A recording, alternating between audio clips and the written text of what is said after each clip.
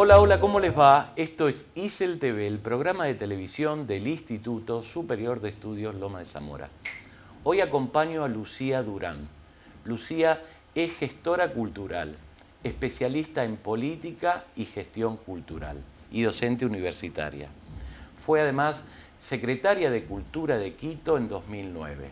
Lo destaco, aunque es solo un punto en su interesante y extensa trayectoria, porque voy a pedirle que en la medida de lo posible refiera al caso del Centro Histórico de Quito, que ella conoce en profundidad. Gracias, Lucía. Sabés que estamos muy entusiasmados con tu visita y con el tema de la entrevista, por lo que de alguna manera agradezco y soy reiterativo especialmente tu visita. Muchas gracias, Juan Carlos. Contenta de estar en Lomas de Zamora y conocer Lomas de Zamora, que era un pendiente para mí. Te propongo ir definiendo algunos términos antes de entrar al núcleo de la entrevista, la cultura urbana. Cultura y cultural son términos nativos de las ciencias sociales. ¿Qué aspectos de lo cultural pueden ser objeto de políticas y cuáles pueden gestionarse? Bueno, Juan Carlos, haces una pregunta medular en el debate contemporáneo sobre política cultural. De hecho, hay una raíz antropológica en la forma en que entendemos la cultura hoy. Esa raíz se remonta a fines del siglo XIX. O sea, la forma como hoy en día estamos entendiendo la cultura en la política pública tiene unas raíces, digamos, bastante antiguas. Quizás lo que ha ocurrido en los últimos tiempos es que esa concepción antropológica de cultura se fue difuminando, se fue regando. Yo hablo de una estadística conceptual. Hay muchos autores que plantean que hay 200, 300, 400 definiciones de lo que es cultura hoy. Entonces, un concepto que no pueda ser susceptible de unas definiciones, de unos acuerdos, es un concepto bastante escurridizo. La forma como se aborda la cultura en la política cultural también es una forma bastante poco estable, digamos. Es una forma bastante que va a depender muchas veces de cómo se articula la política con el poder en la política cultural, quiero decir, nunca por fuera de esas relaciones de poder. La relación entre la cultura y la posibilidad de gestionar la cultura ha sido el gran debate de la política cultural a lo largo del siglo XX. Es decir, ¿cómo es posible o no gestionar esto que entendemos por cultura? ¿Es posible administrar la cultura? Se preguntaban los teóricos de la Escuela de Frankfurt, ¿de qué manera se puede o no administrar esto que llamamos cultura y que tiene todas estas definiciones posibles? Es decir, ¿cómo administrar algo que ni siquiera consensuamos como definición? Yo diría que hay dos grandes corrientes en la gestión de la cultura. Una es entender la cultura desde una perspectiva antropológica, como algo de lo que somos, como la identidad, como ciertas prácticas y representaciones propias de un grupo social. Y la otra, que es la visión clásica de la cultura, como la alta cultura, como las artes, como todo el ámbito de la creatividad humana. Entonces, estos dos grandes, simplificando al máximo, dos grandes ejes son los que hoy son objeto de política cultural. Quizás el ámbito de la creación, debido a que ha sido el más estable, el más conocido, es menos conflictivo, aunque de hecho lo es. Pero el que está, digamos, planteando ciertas dificultades en la gestión quizás es más antropológico, es decir, cómo gestionas la vida de la gente a la final, o sea, qué papel tiene el Estado, o no lo tiene, o sí lo tiene, en la gestión de las prácticas comunes de los sujetos que hacen a su cultura, a su identidad, ¿no? Sobre eso luego quiero preguntarte y tengo especial interés, pero me gustaría saber si puede ocurrir que se fuerce la representación del patrimonio para legitimar intervenciones sobre los territorios. Sí, creo que lo que ha ocurrido también yo diría a partir de los años 70, es que cultura y patrimonio dejaron de ser o dejaron de estar en el espacio estable del campo cultural clásico y se fueron regando también hacia otros campos de la política pública. Por ejemplo, en el campo del urbanismo. Hoy por hoy las ciudades están definiendo su competitividad regional a partir de ciertos usos de la cultura y del patrimonio. Y entramos ahí en el tema de los centros históricos. O, por ejemplo, de espacios como los Palermos en Buenos Aires, Palermo Hollywood, Palermo Soho, es decir, una diferenciación que tiene que ver con el desarrollo de ciertas industrias, ¿no?, ligadas a la cultura, pero que define una movilidad económica en la ciudad. Es decir, tiene que ver con cómo las ciudades se vuelven también espacios de mercantilización, como el capital impulsa el desarrollo de ciertas zonas y la cultura ha devenido un motor, una panacea, dicen algunos investigadores, para los males urbanos, para el desarrollo urbano, ¿no? Te decía que tenía especial interés y ahí voy. Me parece que el concepto de industria cultural tiene mayor difusión que la industria turística o la industria inmobiliaria. ¿Cómo operan en estas industrias el Estado y el mercado?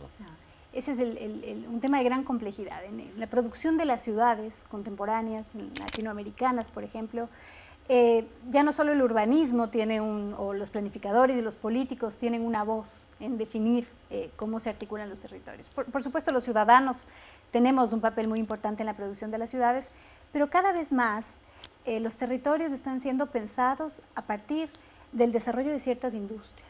El turismo es un motor de la transformación de los territorios.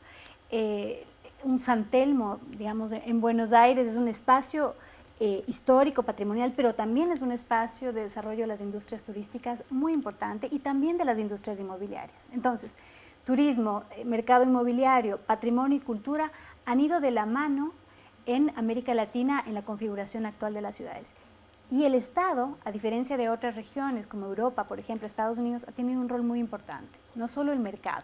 Es decir, no solo el mercado ha ido configurando la especulación o el incremento de precios en ciertas zonas de atractivo cultural, sino que también el Estado ha sido un gran inversionista junto con organismos internacionales y técnicos internacionales para que un barrio, que antes era barrio, se convierta en un espacio interesante para el desarrollo gastronómico, turístico. Entonces hay como un proceso bastante marcado en América Latina en ese sentido. En 1983, Oscar Oslak publicó un artículo donde analiza el derecho al espacio urbano de la sociedad argentina. ¿Qué tipo de derecho es ese? Este fue un trabajo, yo diría, de los más importantes que se han producido en América Latina y que es un trabajo probablemente también ineludible para pensar hoy por hoy las ciudades latinoamericanas. Fue seminal, fue un punto de partida el de Oslak. Él planteaba el derecho al espacio urbano y también una idea del merecimiento, de merecer la ciudad.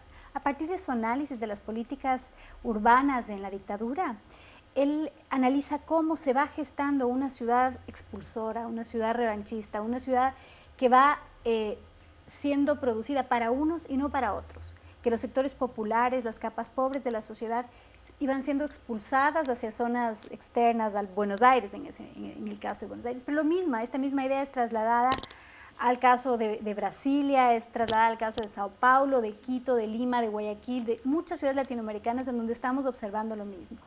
El incremento de los precios en las ciudades capitales, ¿no es cierto?, en los centros históricos, en los centros urbanos, en los espacios, en los nuevos bulevares o nuevos puertos como Puerto Madero o el Malecón 2000 en el caso de Guayaquil, están teniendo un efecto gentrificador, expulsor de poblaciones. Y esto es un problema de equidad social muy fuerte que tienen que hacer frente a los políticos en el manejo de las ciudades, en la gestión de las ciudades. ¿Cómo hacer ciudades no expulsoras, que merezcamos todos, donde haya cabida para la diversidad y la alteridad, ¿no? Ese es un gran reto. Decime, ¿qué se entiende por cultura urbana? ¿Y quiénes son, si es posible caracterizarlos así, los productores y los consumidores de cultura urbana? Ya, quizás hay como que partir de una constatación, de un dato también ineludible. América Latina, más del 80% de la población vive en ciudades. Argentina es probablemente uno de los países más urbanizados. Es decir, me parece que está sobre el 90% de la población argentina que vive en ciudades. En el caso de países más andinos como Ecuador, Bolivia, esto está alrededor del 65, un poquito más quizás. Entonces, nuestra vida se está convirtiendo cada vez más en una vida urbana. Y yo no sé si podríamos hablar de una cultura urbana específica, pero sí hay prácticas específicas que se relacionan con nuestra forma de vivir en las ciudades, que tienen que ver, por ejemplo, con la movilidad, el uso de la bicicleta, el uso de los espacios públicos, todos los debates que se dan en torno a enrejar o no una plaza, por ejemplo. Son debates profundamente urbanos que tienen que ver con cómo concebimos el espacio público, cómo nos apropiamos del espacio público, qué hacemos en los espacios públicos, cómo los vivimos, los transformamos, los habitamos, ¿no? Entonces, en ese sentido, hablar de culturas urbanas quiere decir cómo los diferentes sujetos, divididos por edades, por género, nos vamos apropiando y vamos haciendo ciudad, ¿no? Con nuestras prácticas. La recualificación de la cultura urbana tiene costos, por ejemplo, en términos de desplazamiento de poblaciones.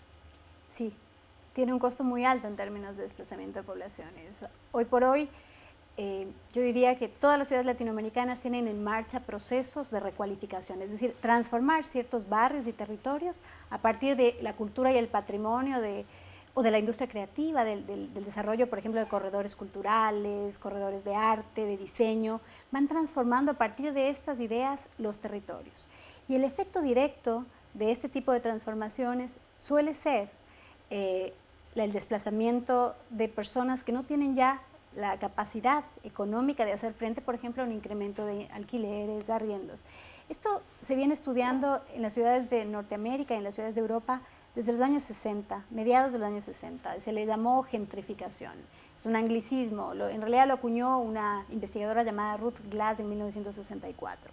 La idea de gentrificación es que a partir de ciertas intervenciones sobre los centros urbanos, centros históricos urbanos, los costos del suelo suben y la población es expulsada y vienen nuevas clases a hacer uso de esos territorios. ¿Se vincula con este fenómeno que referías de expulsión hacia las periferias? Exactamente. Y también se observó, por ejemplo, a fines del siglo XIX, de la segunda mitad del siglo XIX, en el París de Haussmann, cuando París se ensancha, cuando París se moderniza, ya, por ejemplo, Walter Benjamin hablaba de la expulsión del proletariado hacia los arrabales, de cómo el embellecimiento estratégico de París, así lo llamaban, el embellecimiento estratégico, estratégicamente también, iba haciendo esto que Oxlack lo pone en términos de merecimiento, iba construyendo una ciudad para algunos que la merecían, para ciertas clases, ciertos usos, ciertos consumos, y expulsando a los sectores obreros, a las capas populares de esos centros urbanos embellecidos, remozados, con servicios, ¿no? Y este es un fenómeno que es propio de la modernidad, que se ha ido reproduciendo en nuestras ciudades de manera muy, muy patente hasta el día de hoy. Quizás en la segunda mitad del siglo XX con mayor fuerza, ¿no? Evidentemente, hoy ya no hay una ciudad que podamos pensar que no esté atravesando estos procesos de desplazamiento de sujetos de sus espacios históricos, ¿no? De sus espacios de vida. Eso está ocurriendo. En la publicación que toma el caso específico del Centro Histórico de Quito, definís un particular fenómeno, la inscripción de los barrios en un proyecto urbano divorciado del mundo cotidiano. Explícanos cómo es eso y si además esto puede generar consecuencias hacia quienes lo habitan o quienes lo habitan. Claro. Yo trabajo esta idea del divorcio entre el espectáculo y la vida cotidiana en las ciudades. Es decir, cómo a partir de lo que el investigador catalán Manuel Delgado plantea como la reapropiación capitalista de la ciudad. O sea, a partir de cómo el capital opera en nuestras ciudades transformando y expulsando poblaciones, en el caso que estudiamos, se va divorciando la construcción, el imaginario, la representación de la ciudad se va divorciando de las prácticas cotidianas. Es decir, los sujetos que caminamos, que hacemos, que no tenemos, digamos, intereses inmobiliarios y económicos necesariamente sobre esos espacios, vamos siendo unos sujetos de segundo orden frente a las prioridades que se establecen desde esa lógica espectacular. Es decir, prima la ciudad neoliberal, cómo el capital presiona sobre el suelo urbano, cómo se incrementan los suelos expulsando, como habíamos dicho, a la población, y la práctica de la vida cotidiana se ve profundamente afectada. Si uno camina por los Palermos, en el caso de Buenos Aires, evidentemente ve cada vez menos lugares de vida cotidiana. El señor que arregla los zapatos, la modista, el peluquero de barrio, es decir, esas cosas van, el tejido social, la memoria colectiva también se va debilitando a medida que van creciendo estos intereses de capital sobre las ciudades. Creo que uno de los efectos más violentos es sin duda el desplazamiento, es que ya no puedes pagar un arriendo ahí donde creciste, ahí donde viviste. Los arrendatarios ya no son unos sujetos interesantes para esa especulación, entonces uno de los efectos más violentos es ese. Y otros efectos que ya son de carácter simbólico, pero también de mucha violencia, son, por ejemplo, formas de estigmatización. Es decir, que para intervenir a veces en territorios se cataloga a quienes habitan en esos espacios como personas indignas, no merecedoras de ese espacio. Quiero profundizar ese concepto, si bien ahora y antes lo mencionaste. Y digo que en algunas ciudades del mundo existen zonas incorporadas a tipo de oferta comercial. ¿La estigmatización es únicamente consecuencia comercial? No necesariamente, es decir, yo he estudiado mucho cómo, por ejemplo, los medios y el Estado actúan antes de que se inicien intervenciones de regeneración urbana o de renovación urbana sobre territorios que son considerados territorios relegados, territorios que están inseguros, ¿no es cierto? ¿Cómo se va construyendo un discurso de inseguridad, de estigmatización? Se llama a los territorios zonas rojas, zonas liberadas, zonas de delincuencia. Lo vivimos todo el tiempo, por ejemplo, en Buenos Aires, en La Boca, en San Telmo, cómo estos discursos van operando, y esto ocurre en toda América Latina. Opera un discurso muy fuerte de estigmatización durante, antes y después incluso de los territorios, es decir, porque da mucha legitimidad política. Liberé este territorio, más bien dicho, este territorio liberado fue rescatado, y por tanto esto a los políticos, a los planificadores les da una legitimidad política muy fuerte, generan consenso social muy fuerte este tipo de procesos. Entonces, hay procesos de violencia simbólica muy fuertes, la estigmatización afecta la vida de las personas de una manera directa, es decir, afecta sus posibilidades de acceso a la educación, acceso al trabajo, de obtener créditos. Es muy violento el proceso de gentrificación en nuestras ciudades, no es solamente incrementar los precios, sino afecta la vida de las familias, la vida cotidiana. Hablando de representaciones, ¿cómo operan las representaciones del pasado en las zonas patrimoniales?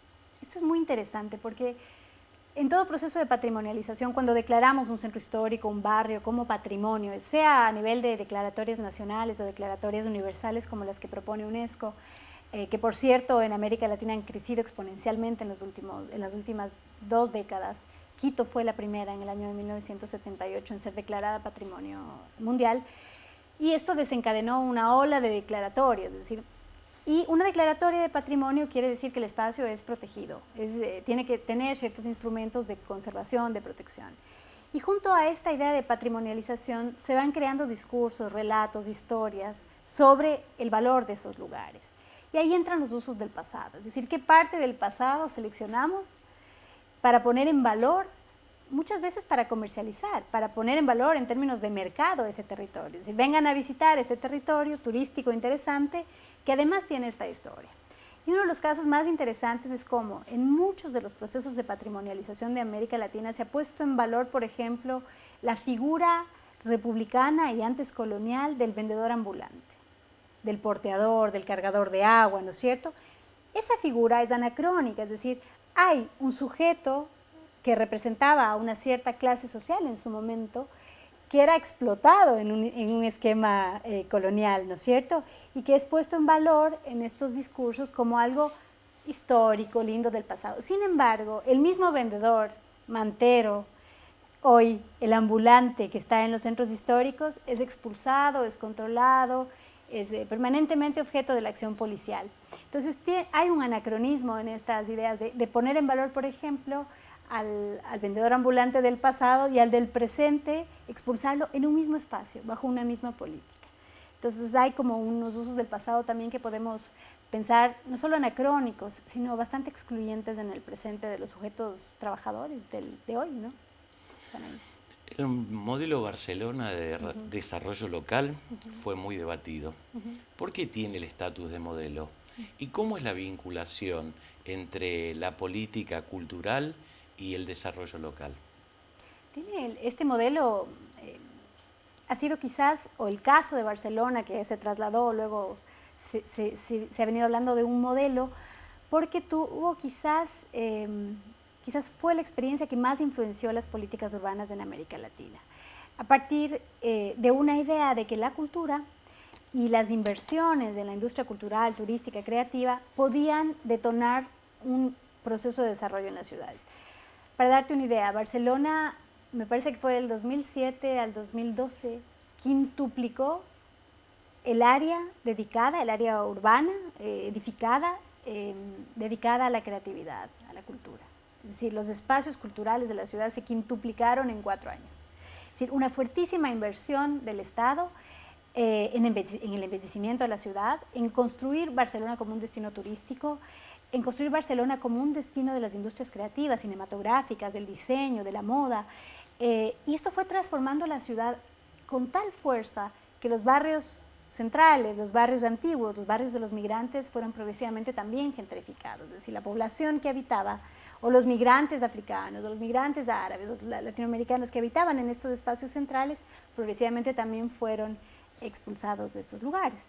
Los mercados populares, por ejemplo, han sido intervenidos. Es decir, hay una serie de acciones que, por un lado, generan plusvalía, desarrollo económico en la ciudad, y por otro lado también la contracara de estos procesos suele ser lamentablemente procesos muy fuertes de exclusión social y también de racismo, como hablábamos con el tema de la estigmatización, es decir, un estigma sobre los migrantes, sobre los extranjeros que habitan en estos espacios como causantes de los males urbanos y por tanto deben ser removidos de estos espacios que ahora son destinados al turismo global, y evidentemente a las industrias creativas que son hoy por hoy una de las industrias de mayor crecimiento en las ciudades.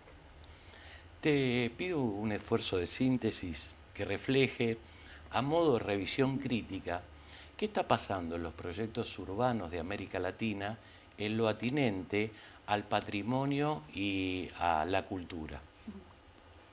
Si pensamos que en este momento en todas las ciudades de Latinoamérica se están produciendo procesos de transformación urbana que están liderados por un discurso cultural y patrimonial, es una prueba, es una muestra de la potencia que tiene el discurso cultural y patrimonial en la transformación de nuestras ciudades. Yo creo que ahí tenemos el gran dilema. Si esto está ocurriendo, si esto está pasando en todas las ciudades de nuestro continente, el reto está sabiendo, porque la investigación en nuestros países ha demostrado el carácter también de exclusión y de discriminación que hay en estos procesos, cómo podemos desarrollar ciertas estrategias que permitan que a la par que se desarrollan estos procesos haya también otros de protección del derecho a la ciudad, del derecho al espacio urbano, de los sujetos, de los peatones, quienes hacemos la vida cotidiana de las ciudades.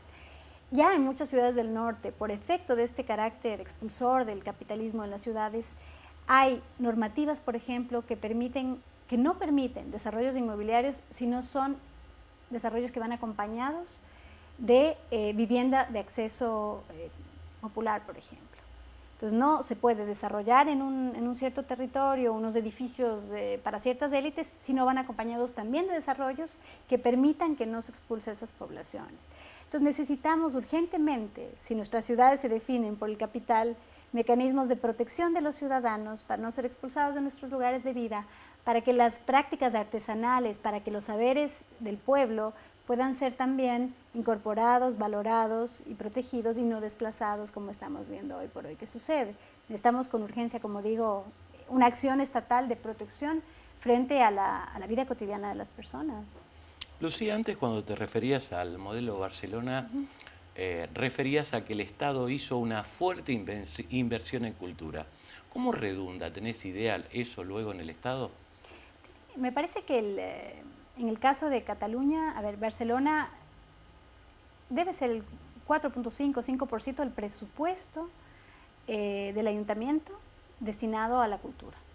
Es decir, hay una fuertísima inversión estatal que la querríamos, me parece que Brasil llegó al 4% en algún momento, pero que nuestros países no tienen, nuestras ciudades no tienen esos niveles de inversión en cultura.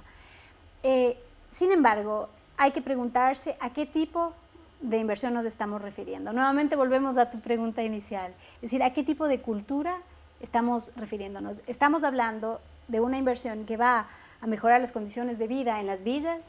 ¿O estamos hablando de una inversión que va a desarrollar la industria cinematográfica? Es decir, ¿cuál es el efecto directo? El uno sobre la economía, el otro sobre la sociedad. Es decir, hay como que tratar, que intentar de compatibilizar estas distintas concepciones de cultura en una política cultural integral, que mire lo uno pero también lo otro, ¿no? Que no excluya de las grandes inversiones en cultura a las grandes masas populares de la población, que necesitan esa inversión en otros términos, no necesariamente en términos industriales, que es lo que prima en la definición de los objetivos de la política pública, sino en términos de cómo esa inversión en cultura puede efectivamente detonar procesos de creatividad, de creación, de desarrollo social en espacios carenciados que son la mayor parte de los territorios de nuestras ciudades hoy por hoy. Para despedirnos, no sé si investigaste en la Argentina, pero aún si no lo hiciste, me gustaría saber si tenés opinión formada de la gestión cultural en la Argentina. Todavía estoy en proceso de investigación, diría yo, de observación. Lo que sí tengo claro es que es peligroso hablar de una gestión cultural en Argentina, de lo que he podido mirar en el Chaco, por ejemplo, los procesos que se están dando, o los procesos que se dan en las mismas villas en Buenos Aires, por ejemplo, en la Villa Rodrigo Bueno o en San Telmo. Es decir, hay una serie de actores. Este es un país muy vital, muy político, mucha gente involucrada desarrollando procesos, en donde hablar de un tipo de gestión cultural no sería posible. Es decir, hay de todas esas posibles definiciones de cultura, yo creo que en Argentina uno puede encontrar distintos procesos sociales, activados o no desde el Estado, de jóvenes creativos, mujeres que están trabajando desde distintas concepciones, modos de articular la cultura con la vida cotidiana, con el desarrollo de las personas, de sus barrios, de sus lugares. Entonces, creo que esa es probablemente lo que más me ha llamado la atención, más allá de todo el gran trabajo que tiene este país en términos de industria cultural, pero sí como en todo lugar al que voy, por pequeño que fuese, hay colectivos, grupos, mujeres, personas activando procesos culturales locales, y eso es una riqueza enorme en Argentina. Quizás por ahí hay una particularidad interesantísima. Lucía, una vez más, gracias. Espero que hayas estado cómoda. Sí, muchísimas gracias. Muy cómoda. A vos también, gracias por acompañarme. Te espero la próxima semana. Te deseo tiempo y larga vida.